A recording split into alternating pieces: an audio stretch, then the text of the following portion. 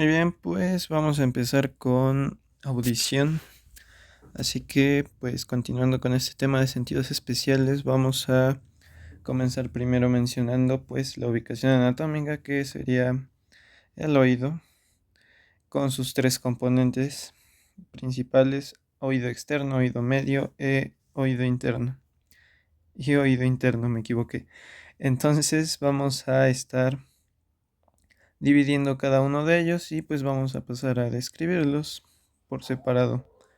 Primero pues tendríamos al oído medio, que está constituido pues por lo que es el pabellón auricular, el trago, que es esta parte de aquí del oído, ¿verdad? Del oído externo, que está como taponcito o algo así, por así decirlo. Luego tenemos el conducto auditivo externo, que es por medio del cual pues se van a transmitir las ondas sonoras, ¿no? Aquí tendríamos lo que es la membrana timpánica, que va a limitar oído externo y oído medio. Y pues pasando con oído medio, tendríamos primeramente la membrana timpánica, que se describe que tiene un área de aproximadamente 55 milímetros cuadrados. Luego continuamos con nuestra cadena de huesecillos u osículos, también se les llama, que van a ser el martillo, el yunque y el estribo, en orden de tamaño pues descendente, ¿no? Cada uno de ellos va a cumplir una función de estabilización de impedancias. Y no se preocupen que ahorita en un rato explicamos eso. Entonces su función principal de los tres es estabilización de impedancias. Muy bien, y tendríamos también dos músculos que van a participar en un reflejo muy importante, que serían el músculo estapedio, que va a estar insertándose a nivel de lo que es el estribo, y el músculo tensor del tímpano, que se va a estar insertando en el proceso del martillo. Ambos van a cumplir una función protectora ante un estímulo de ruido nocivo. Y pues ahora bien tendríamos lo que es el oído interno, compuesto por la cóclea y el aparato vestibular, que en este caso pues no vamos a abordar porque nos tomaría más tiempo. Es el aparato vestibular y acá estaría lo que nos incumbe hoy, la cóclea. Entonces vamos a hablar más a detalle de la cóclea. Vamos a pasar a la siguiente diapositiva y aquí pues vamos a ver nuestra cóclea. Imaginen que pues teníamos nuestra cóclea así, ¿no? A ver, vamos a ver. Aquí está nuestra cóclea, ¿no? Caracolito. Entonces, imagínense que lo que hicimos nosotros fue cortar de esta forma, ¿no? Entonces aquí pues estamos viendo los tres tubos de la cóclea que están enrollados. Se describe que dan aproximadamente 2.5 vueltas más o menos. Y esta, este, este órgano sensorial pues va a estar constituido de tres tubos, como ya mencionamos. Primeramente tenemos la rampa vestibular o escala vestibular, que va a ser esta. Va a estar llena de perilinfa y va a estar limitada por este ligamento y la membrana vestibular o de Reisner. Luego tendríamos al conducto coclear, que también es llamado rampa media o escala media, lo mismo, que va a estar lleno de endolinfa. Diferencias entre perilinfa y endolinfa. Perilinfa va a tener una alta concentración de sodio y baja concentración de potasio, mientras que la endolinfa va a ser lo contrario: baja concentración de sodio y alta concentración de potasio.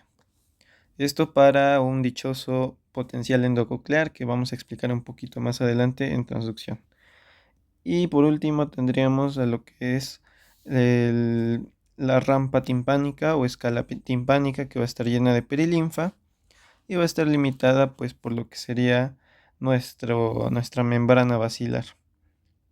Si ya habrán observado bien, pues aquí tenemos un órgano importante en la transducción auditiva, que es el órgano de Corti u órgano espiral, ya sea como lo conozcan. Y pues este va a ser el lugar donde se va a llevar a cabo la transducción sensitiva. Entonces vamos a pasar a explicar más a detalle lo que es el órgano de Corti. El órgano de Corti va a estar constituido por una membrana tectorial que es de consistencia gelatinosa, y debajo de esta membrana tectorial, como podrán observar, pues vamos a tener un epitelio de sostén y vamos a tener un epitelio especializado en la mecanorrecepción, y pues esto estaría compuesto de células ciliadas externas, que son estas que observamos aquí, que están en hileras de 3, a veces hasta 4. Son de un tamaño pequeño, 8 micrómetros aproximadamente, y pues son muy numerosas, aproximadamente de 12.000 a 16.000. Mientras que las células ciliadas internas van a ser un poco más grandes que las externas, y pues van a ser solamente una hilera y van a ser en número de aproximadamente 3.500. Y pues como pueden observar, estas van a estar recibiendo las células ciliadas internas van a estar recibiendo múltiples aferencias de dendritas de neuronas sensitivas, mientras que, a ver, le vamos a cambiar el color, mientras que las neuronas, las células ciliadas externas, pues van a estar recibiendo numerosos axones eferentes, axones eferentes, y pues las células ciliadas internas, pues como pueden observar, no reciben axones eferentes, simplemente hay aferencias. En el caso de las ciliadas externas, pudiera haber alguna que otra que reciba una aferencia, una dendrita aferente. Sin embargo, pues son raras, ya que el 90%, 95% de estas aferencias van hacia las células ciliadas internas, pues, son las principales células que van a estar llevando a cabo este trabajo de transducción auditiva. Vamos a continuar. Aquí vamos a una imagen no detallada, pero más esquemática de lo que sería una de estas células ciliadas. Vamos a observar que cada una de ellas, al ser un epitelio, pues tiene especializaciones en la membrana apical, que está mirando hacia lo que es la membrana tectoria, y pues hacia la rampa media, donde está la endolinfa. Y pues cada una de estas especializaciones son estereocilios o estereovellosidades. Es realmente lo mismo. Sin embargo, pues hacia el borde más externo tendríamos un quinocilio, que este sí es un cilio verdadero, ya que tiene la estructura característica de 9+2 de los cilios. Y pues los estereocilios realmente no tienen esta estructura, simplemente son evaginaciones de la membrana. Entonces van a ir en orden creciente desde interno a externo. Aquí sería interno y aquí sería externo. En la punta de cada uno de estos estereocilos tendríamos lo que son receptores ionotrópicos. Cada uno de ellos son canales selectivos para cationes y específicamente para potasio, permitiendo pues la transducción sensorial mediante la entrada de potasio a la célula. Y cada uno de estos canales va a estar ligado con los demás por medio de unas proteínas, que son proteínas de ligadura en punta, compuestas específicamente por caderina 23 y protocaderina 15. Entonces, pues ahí, ¿no? Continuamos describiendo estas células ciliadas y vamos a ver diferencias entre las células ciliadas externas e internas. Entonces vamos a comenzar primero con las ciliadas externas. Y pues ambas tienen estas especializaciones Sin embargo, como mencioné antes, hay una diferencia, ¿no? Decíamos, en verde vamos a poner las eferencias que reciben, perdón, estas eferencias que reciben, bueno, de hecho acá está en morado, pero pues le vamos a poner, ¿no? Aquí reciben eferencias las células ciliadas externas y pues en raras ocasiones llegan a recibir aferencias. Esto es porque el principal papel de las células ciliadas externas va a ser la amplificación. Van a funcionar como amplificadores cocleares. Y pues quédense grabado muy bien este concepto porque pues básicamente esa es su función. Amplificador coclear. ¿Por qué? Pues vamos a pasar a explicarlo. Muy sencillo. Tenemos el quinocilio, o bueno, el cilio más grande, que va a estar fijado a lo que es la membrana tectoria. Esta es la membrana tectoria. Entonces, esto va a permitir que cada que haya una despolarización y más que nada haya un estímulo mecánico auditivo, es decir, la vibración de este líquido que es la endolinfa, pues va a haber un movimiento hacia afuera de este quinocilio, inclinando pues también los demás cilios, permitiendo la entrada de potasio a la célula. Y pues despolarizando lo que sería nuestra célula, que tiene un potencial de membrana de menos 70 milivolts. Por su parte también la membrana tectoria pues va a hacer un movimiento hacia arriba y hacia afuera, ¿no? Entonces van a inclinarse así y esta va a inclinarse así. Entonces tendríamos un movimiento de cizalla, así. Cuando se, cuando se despolariza la célula, pues se cerraría este ángulo, ¿no? Y cuando hay entrada de potasio, este potasio va a aumentar lo que es el potencial de membrana. El potencial de membrana, o bueno, la despolarización, va a permitir que una proteína electromóvil, la prestina, se contraiga. Convierte esta energía mecánica y luego eléctrica en electromotilidad. Entonces lo que va a pasar cuando haya una despolarización es que esta célula se va a encoger, permitiendo así que pues esta, esta membrana, la membrana basilar, que bueno, aquí no se observa, pero pues imaginen que está más abajo, la membrana basilar pues se va a bombar hacia arriba y justamente también esto va a contribuir a lo que es que se abombe más hacia arriba y pues se produzca más este movimiento de cizalla, ¿no? Que esta se acerque así y esta así, ¿no? Y pues esto pues va a contribuir a la salida de endolinfa desde lo que es este espacio interno entre la membrana tectorial y la membrana basilar hacia afuera, que sería pues la parte de la rampa media o el conducto coclear. Y pues si hubiera al contrario, si hubiera una hiperpolarización, pues la prestina pues dejaría de cumplir esta acción electromóvil, la membrana basilar se abombaría hacia abajo y pues esta ascendería, ¿no? Y pues estos quinocilios, el quinocilio y los estereocilios se dirigirían hacia adentro.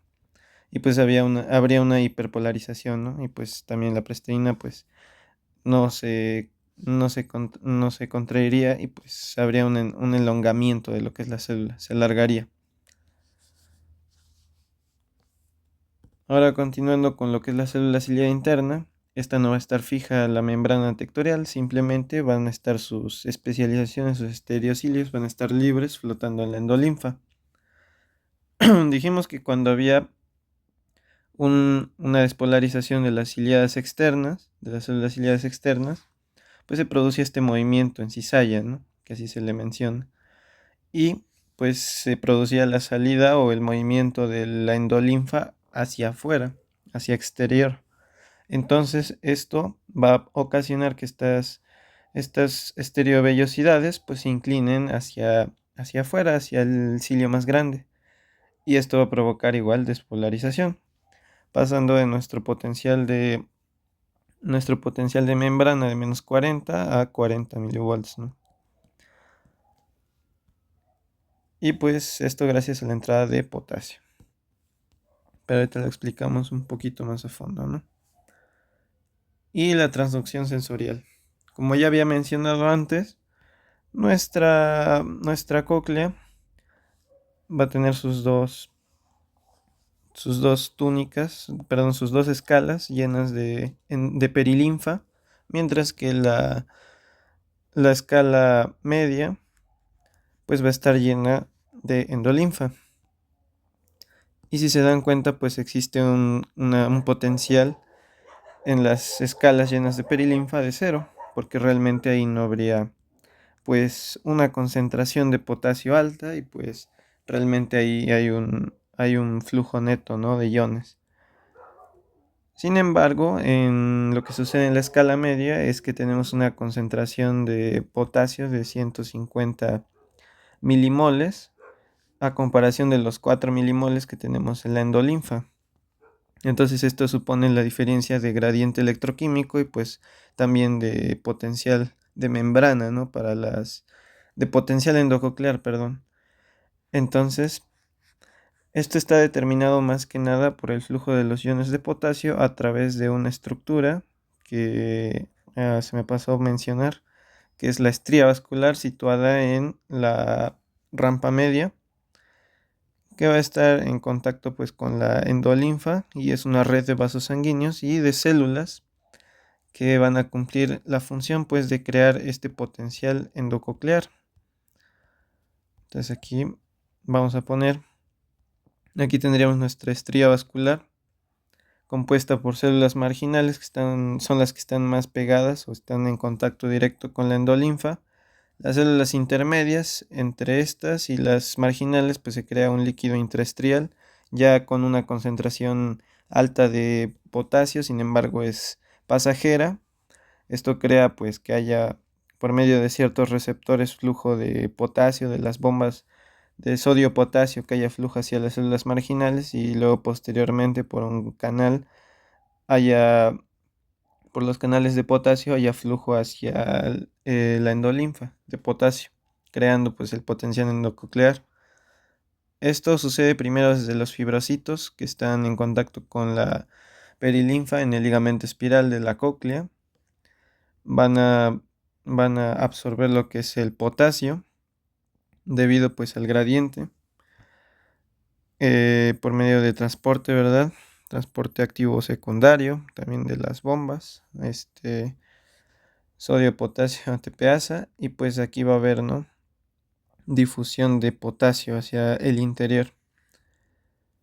Ya en el interior, pues va a haber uniones comunicantes que van a permitir el paso de estos iones de potasio hacia células basales y luego hacia las células intermedias. Como ya dijimos, en las células intermedias, por medio de canales de fuga del potasio, pues este va a ir al líquido intraestrial o por igual al transporte activo secundario y primario, pues va a haber flujo de iones potasios hacia la endolinfa. Y pues se crea ese gradiente y ese potencial endococlear en la endolinfa. Y pues aquí tenemos lo que les explicaba yo antes. Retomando un poco lo del sonido, pues decíamos que estos son vibraciones. Este va a pasar pues del aire a nuestro medio líquido. Ahorita explico un poco más a fondo cómo sucede el paso de el medio del aire al medio líquido. Pero pues básicamente lo que va a suceder en la transducción sensorial es que cuando la vibración llegue a la rampa vestibular, va a producir una vibración en la rampa timpánica que está por debajo de la membrana basilar. La membrana basilar, pues aquí está. De hecho, aquí lo dice, ¿no? Membrana basilar. Esta es la membrana basilar. Y pues como ven, se produce un abombamiento hacia arriba. Y ese abombamiento más el movimiento de los quinocilios y de los estereocilios hacia afuera. Recuerden que esto es externo, esto es interno más interno, pues va a producir la despolarización, una contracción de las células ciliadas externas y por lo tanto una amplificación. Esto va a producir que desde el surco interno del órgano de Corti haya un flujo de endolinfa hacia afuera, y como las estereovellosidades de la célula ciliada interna están flotando, pues con la dirección por inercia del flujo de la endolinfa va a haber un movimiento hacia afuera y una despolarización. Y pues prácticamente esto pues va a producir un potencial de receptor, una despolarización, liberación de neurotransmisor, que en este caso es glutamato, y pues hacia lo que son las dendritas aferentes, que van a transmitir estas señales hacia las vías auditivas, ¿no? Nervio coclear. En el caso de el abombamiento hacia abajo, pues esto sucede después de que hay una despolarización, ¿no? Básicamente, la vibración entra por... una disculpa, se me pasó mencionar estos detalles, ¿no? Voy a regresar a una imagen de atrás para explicar esto.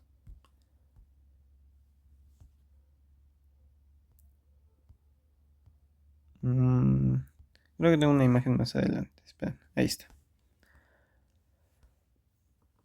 Muy bien, acá tenemos nuestras dos ventanas. Tenemos la ventana oval y la ventana redonda. Por la ventana oval, que es donde está anclado el estribo por medio de un ligamento, y ojo al dato con ese ligamento, pues va a haber un flujo de líquido, ¿no? Membrana, rampa vestibular, que va a fluir, perdón, esta es la oval. Esta de acá es ventana oval, ventana redonda. Entonces aquí pues va a haber flujo, ¿no? De la perilinfa, y a través de un extremo en la rampa vestibular que comunica con la rampa timpánica, va a haber comunicación de las dos perilinfas y por lo tanto de las vibraciones. Entonces esto va a regresar hacia la ventana redonda y pues provoca, ¿no? El ensanchamiento de la membrana basilar hacia arriba, de esta membrana basilar hacia arriba. Mientras, y bueno, está igual hacia arriba el empuje de la perilinfa. Entonces, en cambio, pues cuando deja de empujar el estribo hacia adentro la ventana oval, lo que va a suceder es que la ventana oval se ensancha hacia afuera, esto regresa por la falta de presión aquí del líquido, que es incompresible, pues va hacia abajo, se embomba hacia abajo y esta también hacia abajo, así, bueno, no tanto, así, y pues regresa y empuja la ventana oval. Ahora sí, volviendo con la imagen de antes, cuando eso sucede, la membrana basilar se bomba hacia abajo.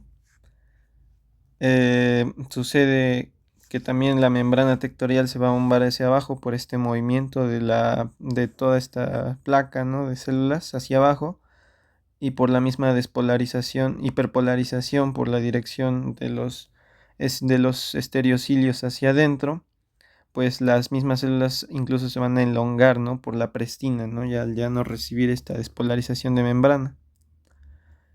Entonces, pues lo que va a suceder es que el flujo de la endolinfa ahora va a ir hacia adentro, provocando que los estereocilios de las células ciliadas internas que están flotando libres, pues ahora se flexionen hacia el lado contrario y van a producir una hiperpolarización.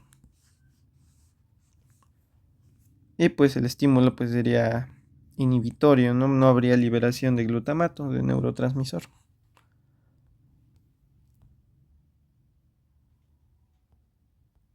Y pues vamos a hablar un poco del sonido antes de continuar. El sonido tenemos que pues primeramente es una onda mecánica longitudinal que va a consistir pues en variaciones periódicas, es decir, que va a llevar cierta frecuencia, que van a viajar a través del medio, ya sea aire o líquido. Aire pues lo vemos aplicado en el caso pues del conducto auditivo externo y pues de nuestro entorno en general, y líquido en el caso de la cóclea, que tendremos el viaje por medio de la perilinfa, ¿no? Las vibraciones en el líquido de la perilinfa.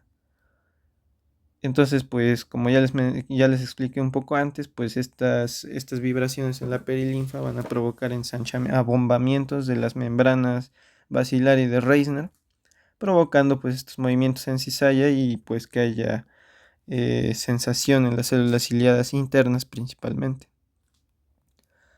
Pero para ello pues hay que describir primero cómo funciona esto, ¿no? Cuáles son las características del sonido y sobre todo las que se van a censar en, en la transducción sensorial. Primeramente tendríamos la amplitud y la intensidad, que pues van a ser más que nada pues lo que decimos o conocemos como volumen, es decir, qué tan fuerte suena algo. Y pues tendríamos que la amplitud pues sería el desplazamiento máximo de las partículas sobre un medio en el que están en equilibrio. Y esto se mide por medio o proporcionalmente con la presión acústica.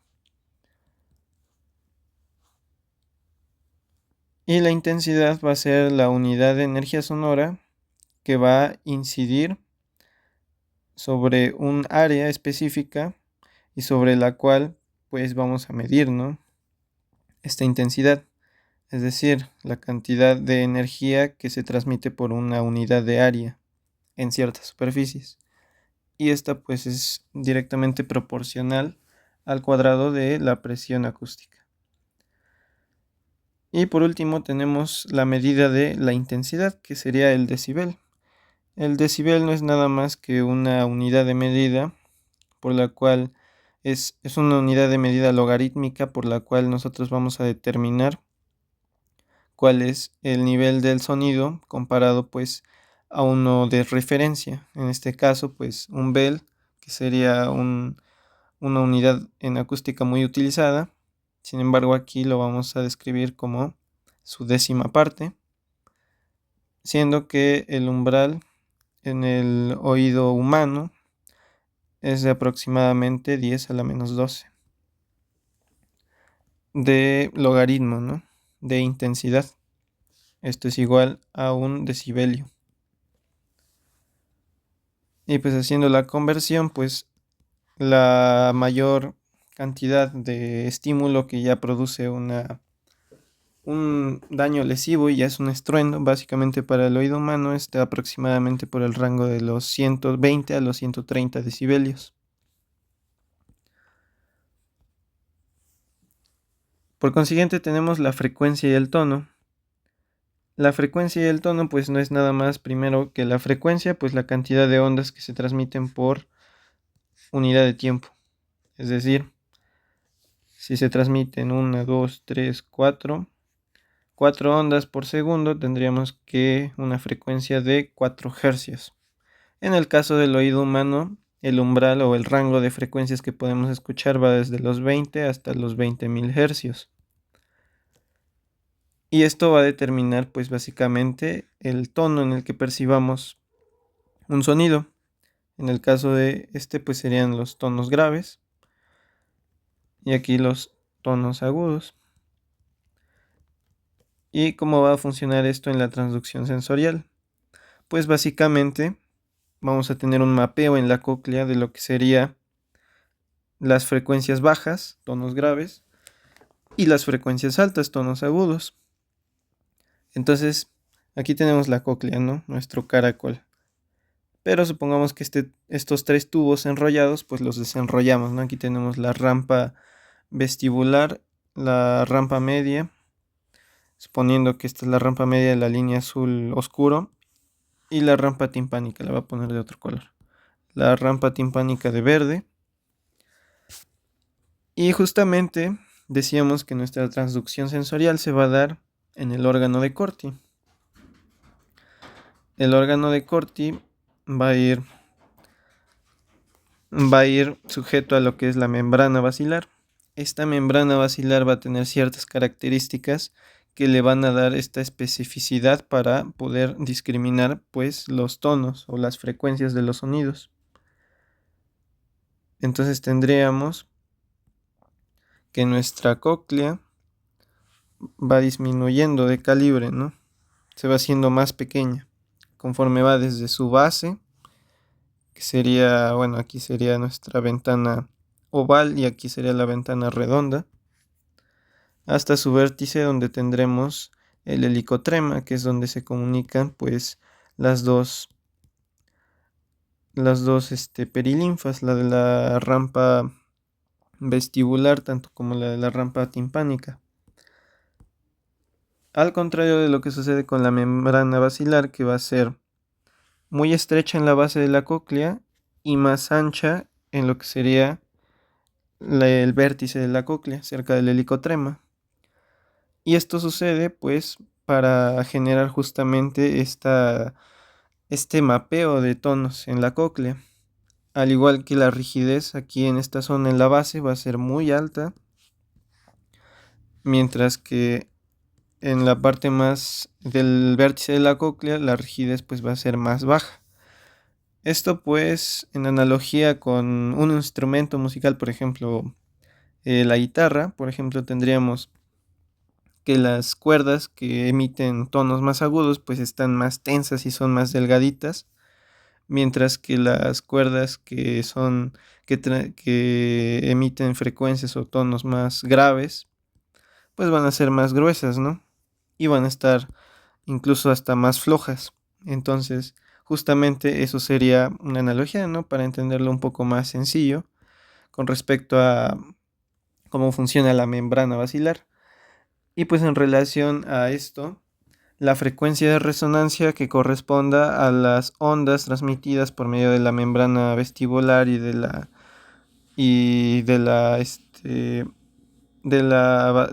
membrana del líquido, perdón, de la perilinfa, pues van a hacer que hasta cierto punto nuestra lámina basilar vibre en cierto punto.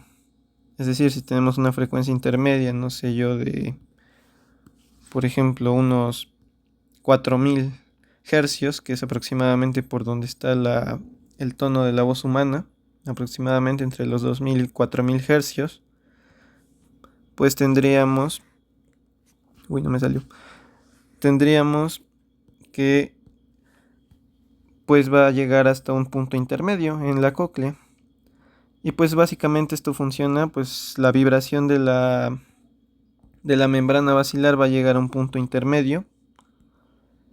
Y esta vibración, donde esté en su mayor punto de frecuencia de resonancia, ahí es donde se va a transmitir la frecuencia sonora y hasta ahí es donde va a vibrar con mayor eficacia lo que son el órgano de corte y la membrana tectorial, y pues donde va a haber mayor transducción sensorial en las células ciliadas internas.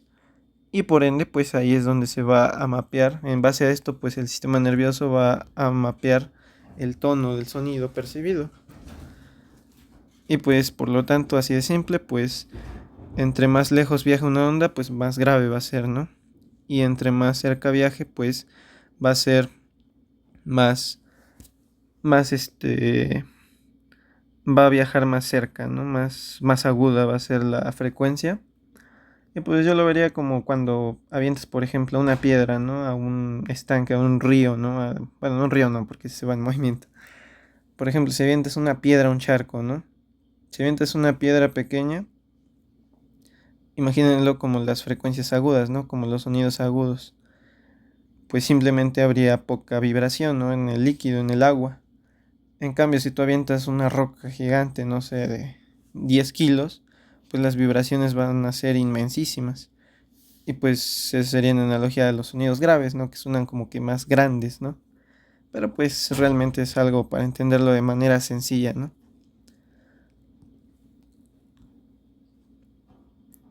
Y este mapeo se va a conservar desde esta parte de la cóclea por medio de las vías, uy, se ve horrible, por medio de las vías, de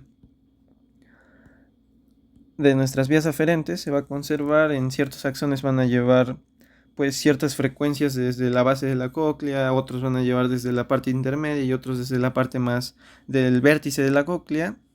Van a conservar esta organización tonotópica desde la cóclea hasta lo que son las partes del cuerpo geniculado medial. Bueno, primero, ahorita vemos las vías, pero pues básicamente van a conservar durante todo el trayecto, van a conservar este mapeo tonotópico.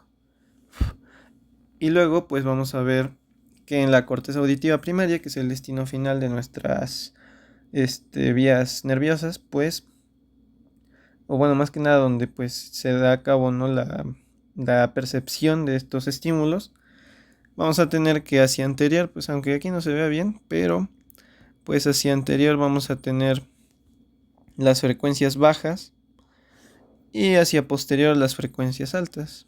Y pues en realidad solo era para explicar esto la imagen, entonces no pasa nada. Y pues continuando vamos a tener también timbre y dirección. A pesar de que los puse juntos, realmente no son lo mismo, entonces estos sí los vamos a explicar aparte. Primero el timbre pues va determinado, de hecho aquí está explicado, esto es de timbre. El timbre pues es la identidad del sonido, es decir, de dónde proviene, de qué proviene, ¿no? Por ejemplo, no es lo mismo que una flauta, como dice ahí en el ejemplo, una flauta y un violín toquen la misma nota, ya que pues claramente vamos a distinguir, ¿no? Qué instrumento está tocando, qué sonido, ¿no? Entonces, esto se basa más que nada la, en la cantidad de tonos puros y armónicos que haya o sobretonos en el sonido. Y esto pues va determinado más que nada pues por las intensidades. Y pues esto se da pues en sistema nervioso central por medio de la integración de otros factores. Y pues esto va a contribuir a un mapeo, ¿no? de calidades del sonido, de los timbres del sonido. De hecho, se menciona que existen hasta unos 6 mapas en la corteza auditiva primaria, ya que cada uno pues va a mapear entre ciertas características, pues amplitud e intensidad, la frecuencia del tono, asimismo como el timbre o la dirección, entre otras características del sonido. Y pues en la dirección primero vamos a determinar las direcciones. Podemos tener direcciones verticales u horizontales. O podemos también tener dirección anterior y posterior. Entonces, nuestras direcciones verticales y anterior y posterior, es decir, atrás y adelante, van a estar determinadas más que nada por el oído externo y específicamente por esta zona, ¿no? Que es pues el pabellón auricular y el trago, que van a ser justamente estas partes que van a funcionar como embudos para redirigir el sonido, ya sea como un sonido reflejado o un sonido directo. Y pues esto le va a ayudar al sistema nervioso a decodificar pues justamente la dirección, ya sea vertical o de atrás o adelante, perdón, atrás o adelante, de donde provenga el sonido, pero solamente esas. Entonces, la dirección horizontal va a venir determinada por otro sistema, bueno, no por otro sistema, pero por otro conjunto de componentes que vamos a describir a continuación. Y pues primero que nada hay que distinguir entre frecuencias. Vamos a agrandar esto. Tendríamos primero frecuencias altas. Perdón. No, vamos a explicar primero frecuencias bajas, que es para lo que es esta imagen, y ya luego frecuencias altas. ¿Y por qué frecuencias bajas? Pues porque entre la distancia de una onda y otra hay suficiente tiempo para que el cerebro pueda determinar el origen de un sonido, horizontalmente hablando, claro, según el retraso de una onda con otra, es decir, según el tiempo, ¿no? Entonces para esto hay un sistema bastante complejo, la verdad, en lo que sería núcleo olivar superior, específicamente su parte medial. Pero vamos a intentar simplificarlo para que no sea tan complicado de digerir, ¿no? Entonces, aquí tenemos nuestros dos oídos, los voy a marcar en rojo. Oído derecho y oído izquierdo acá. Entonces, supongamos que vas caminando, ¿no? Son las 3 de la mañana en tu cocina. Quieres servirte unos cornflakes y se te queda una olla, ¿no? Entonces esa olla cae a tu lado izquierdo. Entonces nosotros pues tenemos nuestro estímulo sonoro aquí a la izquierda. Mientras que en oído derecho pues va a llegar más tarde, ¿no? Esta frecuencia. Entonces, oído izquierdo va a llegar primero el estímulo sonoro y pues claramente va a haber transducción y va a haber conducción, ¿no? En cambio, un poco después llegaría a oído derecho y ahí comenzaría la transducción luego en oído derecho. ¿Cómo decodifican nuestro sistema nervioso? Más que nada en este núcleo olivar superior, la temporalidad. ¿Cómo determina que llegó primero a izquierdo y luego a derecho? Muy sencillo. Aquí tenemos un axón que llega al núcleo coclear. Y aquí también, núcleo coclear. Misma distancia, ¿no? Imaginen que ahora el sonido va a ser un auto, ¿no? Este auto pues va a recorrer la misma distancia entre núcleo cóclea y núcleo coclear en ambos oídos.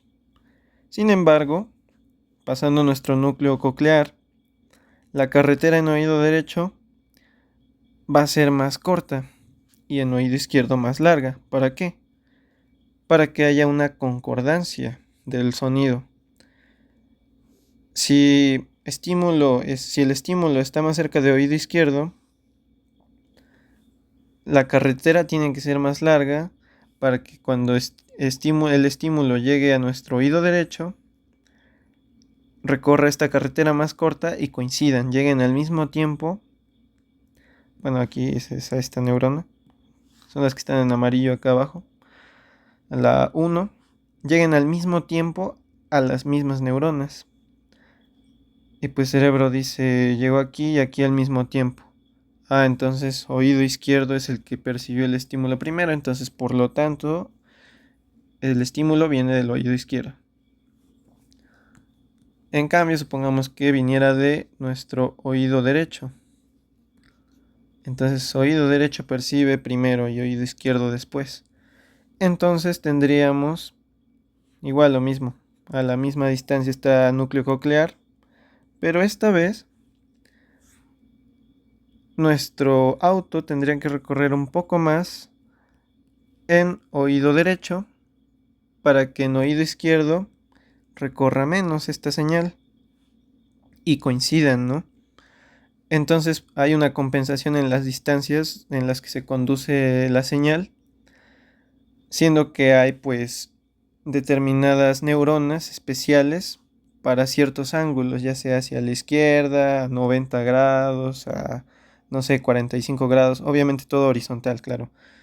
De frente, que se van a activar, pues literalmente van a recorrer las mismas distancias al mismo tiempo, va a ser la misma distancia y al mismo tiempo, y así hacia la derecha igual.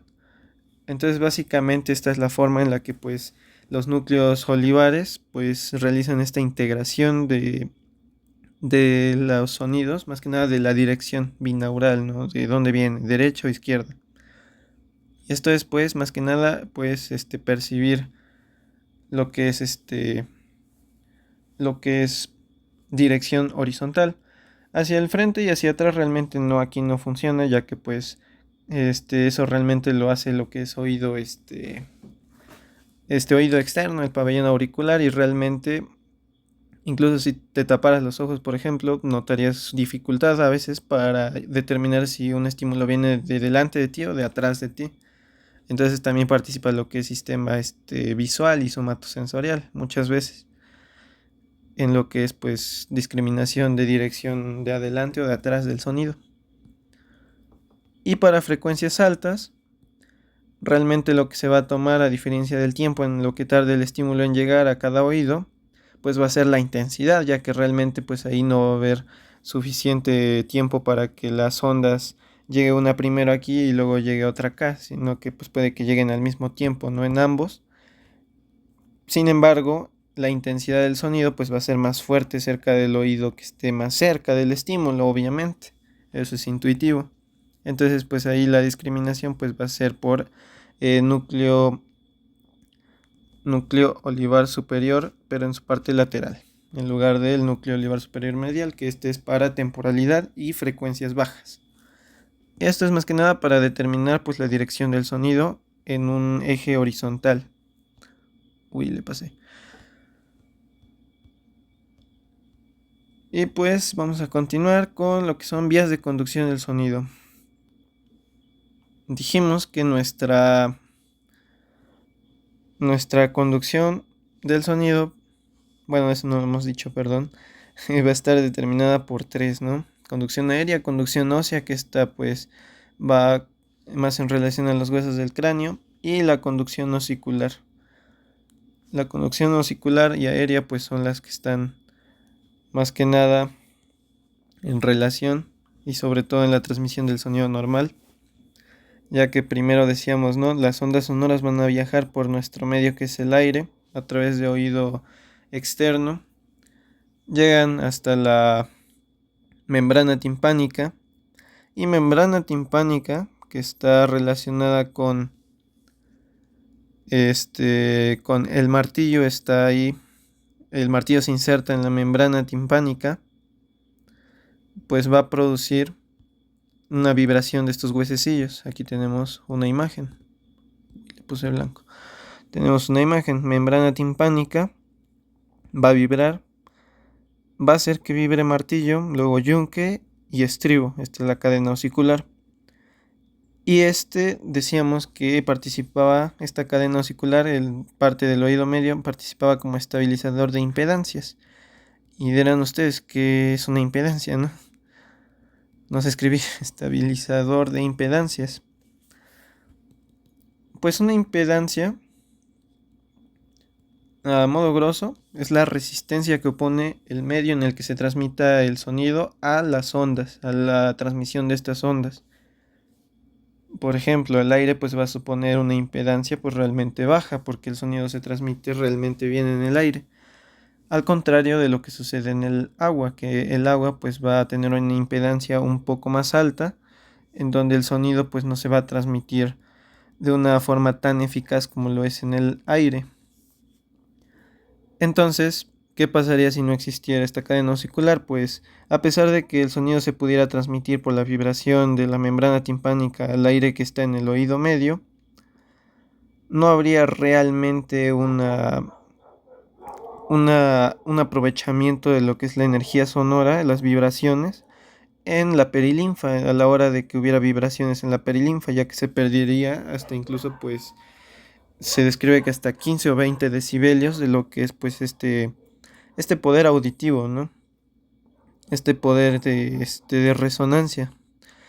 Entonces realmente pues si un sonido que escuchamos, no sé, como el habla humana a unos 60 decibelios, sucediera que no tuviéramos esta cadena osicular, la disminución de 15 hasta 20 decibelios haría que escucháramos una conversación normal como susurros, literalmente. Entonces, realmente cumple una función muy importante la cadena osicular. ¿Y cómo lo hace? Muy simple. La membrana timpánica tiene un área, ya mencionamos, de unos 55 milímetros cuadrados. Y la ventana oval, que es donde van a recibirse las vibraciones por medio del estribo, tiene una superficie de 3.2 milímetros cuadrados. Si notan, pues hay una diferencia bastante grande de área, de unas 17 veces proporcionalmente hablando. Entonces la ventana oval es 17 veces más pequeña que la membrana timpánica. Entonces, ¿cómo compensamos esto? Muy simple. Hay que amplificar las vibraciones por medio de la cadena osicular. Entonces, las vibraciones transmitidas desde la membrana timpánica al martillo, el yunque y el estribo van a ir amplificando el sonido hasta llegar a intensificarlo unas pues 17 veces justamente. Y pues van a conservar realmente la intensidad aproximada del estímulo. Vamos a poner una ahí nomás. Van a conservar aproximadamente la intensidad real. Digo que aproximadamente porque realmente, si recuerdan, decíamos que nuestra presión acústica, que pues sería realmente la fuerza que ejerce el sonido, es el cuadrado. El cuadrado de esta presión acústica es igual a la intensidad. Sin embargo, la intensidad que nuestro oído sensa, pues es el cuadrado de es al cuadrado de la intensidad que estamos sensando en cóclea. Entonces, pues ya, esto es un poco más ya de vías. Pero pues realmente este es el papel de la cadena osicular. Y la conducción ósea, que esto va aparte, es cuando pues por medio de los huesos del cráneo hay una transmisión de vibraciones que producen que haya vibraciones en la perilinfa sin involucrar ni a oído medio ni a oído medio ni a conducto auditivo externo, simplemente la vibración del hueso temporal, que es todo este que estamos viendo acá, todo este hueso, pues va a producir vibración en la cóclea. Así de simple. Dicho sea de paso, tenemos varios reflejos, entre los cuales que implican al sonido, entre los cuales tenemos al reflejo estapedial, que implica la contracción del músculo del estribo, el estapedio, este de aquí, que ni se ve, y el músculo tensor del tímpano, este de acá. ¿Y para qué? Pues como función protectora. La función protectora va a ser que ante un estímulo auditivo muy fuerte, ciertos nervios van a activar estos músculos cuando se contraigan, van a impedir que haya tanta transmisión de sonidos por medio de la cadena osicular. Es decir, ya no va a haber tantas vibraciones en la cadena osicular, va a haber menos debido a ¿cómo puede decirlo? Como si lo estuviera agarrando alguien, ¿no? Para que no vibre. Y también de este lado en el estribo, impidiendo así que se transmita un estímulo sonoro pues lesivo hacia la cóclea y pues haya un compromiso neurosensitivo, ¿no? Y pues esto pueda conducir a una hipoacusia o una sordera. También tenemos el reflejo de sobresalto, que este pues va a implicar a el sistema reticular activador ascendente, que va por medio de la vía espinal pues va a producir una contracción refleja en lo que son los músculos, en los ojos, en los párpados. Va a producir una contracción en los flexores, pues justamente pues para igual de protección, pero ante estímulos pues de otro tipo no auditivos. Y el de orientación, que nos va a permitir estabilizar la mirada a pesar de, perdón, no estabilizar, de fijar la mirada en un sonido a pesar de que pues no haya como tal este un estímulo visual, ¿no? Sino que ante incluso un estímulo auditivo, pues haya fijación de de la mirada para que la imagen se plante en la retina, pero eso lo explicaré un poco más a detalle en vista. Entonces, pues, esos serían nuestros reflejos acústicos importantes, o bueno, que implican vías de la vía nerviosa auditiva, y pues vamos a describir sus componentes, la transmisión de esta información. Ya teníamos la despolarización de nuestra célula ciliada interna, que decíamos que era cuando nuestros cilios se deflexionaban hacia el cilio más grande.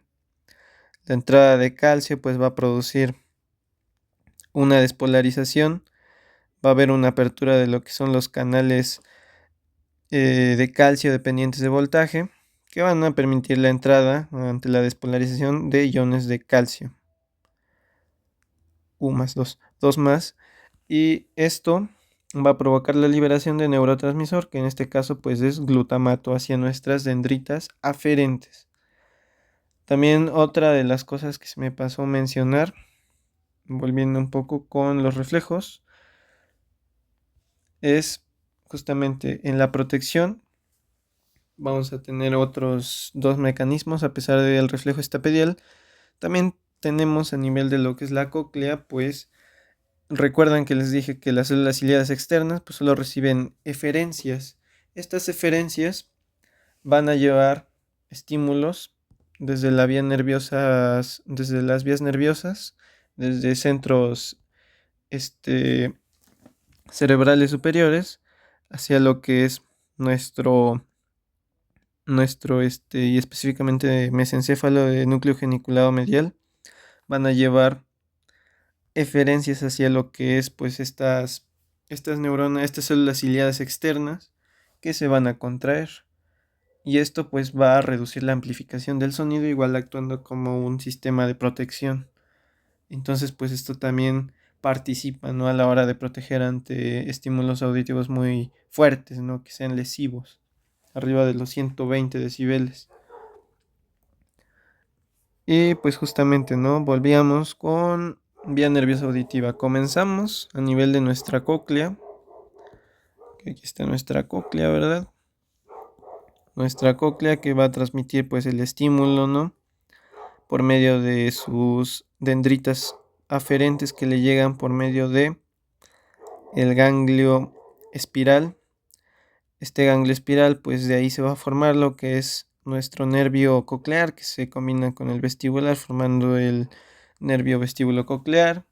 Se inserta en lo que es pues la unión de este bulbo y puente, ¿verdad? Surco bulbo pontino, algo así. Y ahí vamos a tener que pues nervios cocleares van a ser sinapsis en neurona de segundo orden en núcleo coclear, que son estos que están en azul. Y núcleo coclear pues va a mandar diversas aferencias hacia lo que es núcleo olivar superior y también hacia lo que es el lemnisco lateral, donde va a haber ciertas sinapsis en lo que es el lemnisco lateral que también van a funcionar como neuronas de refinamiento de la señal. En colículo inferior, perdón, en núcleo olivar superior, pues ya dijimos, ¿no? Que se va a llevar a cabo esta integración de lo que son las señales auditivas primarias, ¿verdad? Que van a ser, pues, más que nada estas características que describimos antes, que son la temporalidad, ¿no? Por medio del el medial, del núcleo olivar superior medial, y de la intensidad por el lateral.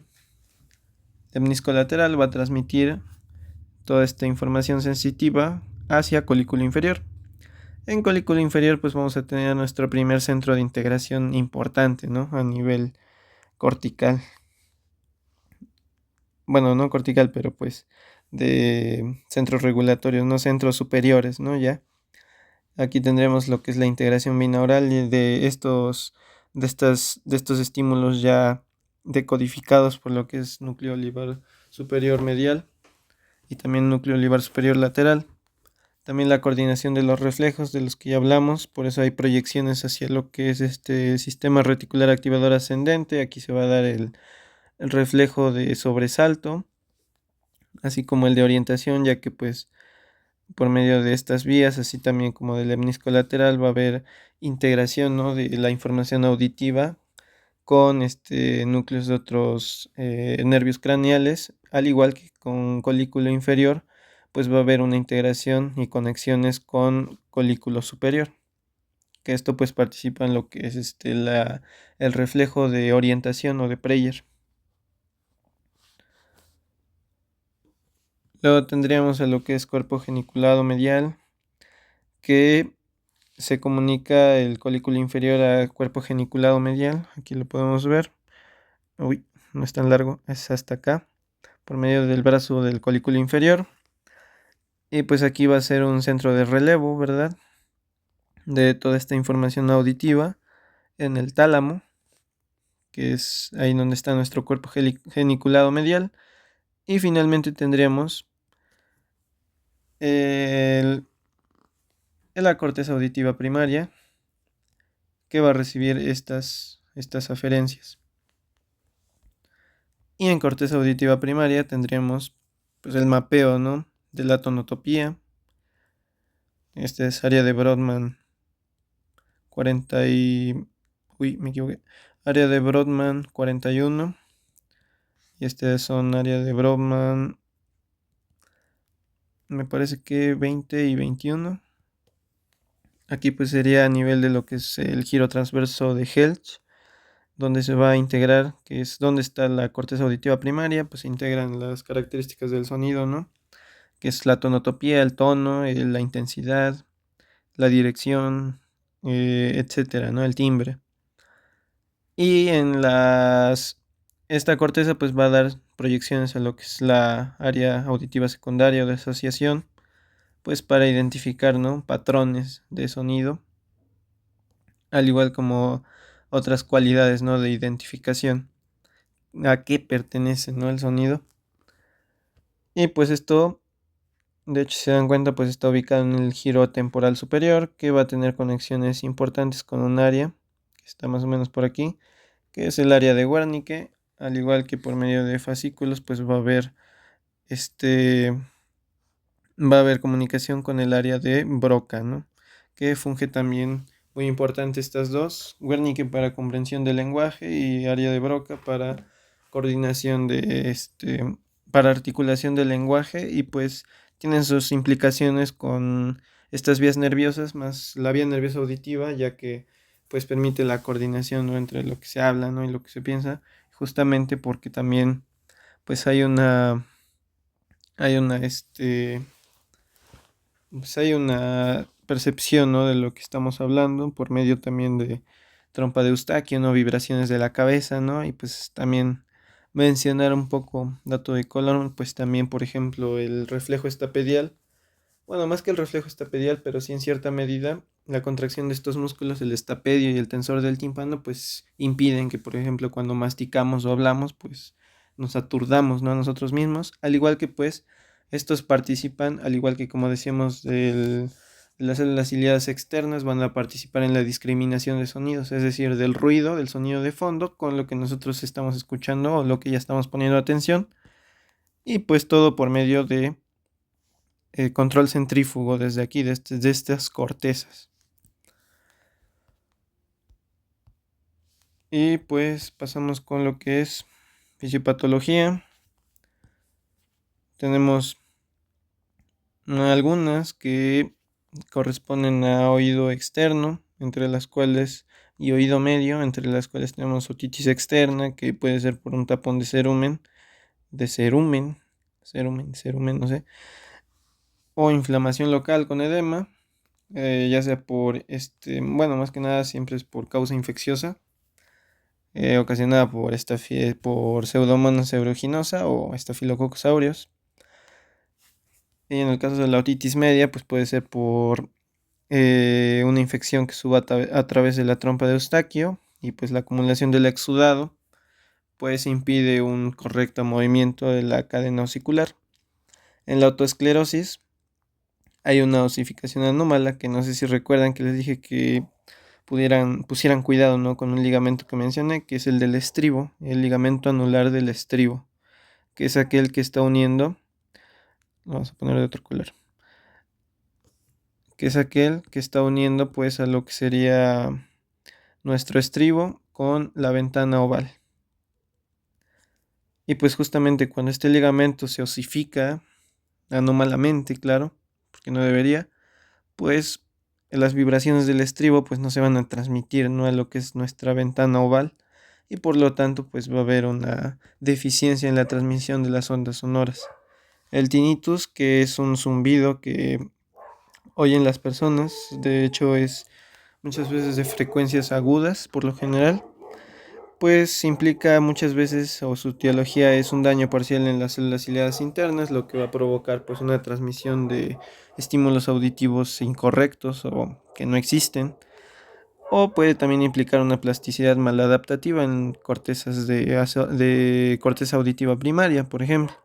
Sin embargo, pues la etiología del tinnitus es multivariable, entonces vale la pena investigar un poco de eso, ¿no? Ototoxicidad es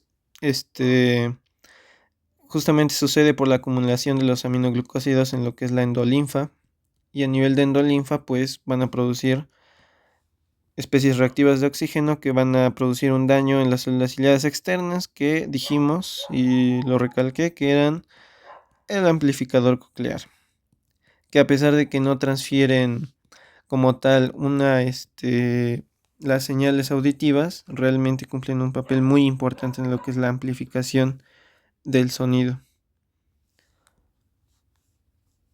La presbiacusia pues sería más que nada por la edad. Puede ser por una degeneración igual de estas mismas células ciliadas externas, o del ganglio espiral, que es donde están los cuerpos, los somas de las neuronas sensitivas. Al igual que tenemos pues que pueden ser hacia frecuencias altas principalmente. Y pues también tendríamos lo que es la atrofia de la estría vascular, que pues esto afecta directamente al potencial endococlear.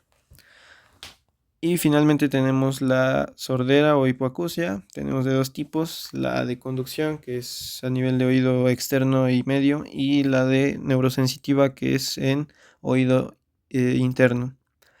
Dos pruebas que son muy útiles para identificar o realizar un diagnóstico correcto entre estas dos, pues son primero pues Weber, que es cuando se coloca un diapasón vibrando sobre el cráneo. Pues si el enfermo, si la persona pues lateraliza hacia lo que es el lado enfermo, hacia el oído al que no escucha, pues nos va a indicar una hipoacusia de conducción, ya que pues lo que va a suceder aquí es que pues la conducción ósea va a cumplir ese papel de superar a nuestra conducción aérea, que por lo general es al revés, y pues va a provocar, ¿no?, que lateralice hacia ese lado. En cambio, cuando sea neurosensorial, pues va a lateralizar hacia el lado sano, porque pues es el único que va a percibir el estímulo, ¿no? En RINE, pues tendríamos que se realiza en cada oído, ¿no? Si hay un RINE negativo, pues es que la transmisión ósea pues va a estar prevaleciendo, no va a estar ganando, le va a estar ganando a la transmisión aérea. En este caso, cuando coloquemos el diapasón vibrando sobre el apófisis mastoides, ¿no? En cambio, pues en el positivo, si tenemos un positivo acortado, significa que pues tenemos una alteración neurosensitiva, porque pues no hay realmente no hay una transmisión eficaz, ¿no?, de lo que sería nuestra señal auditiva. Entonces pues hasta aquí dejaremos eh, sistema auditivo, audición, y pues en el siguiente video les explico equilibrio.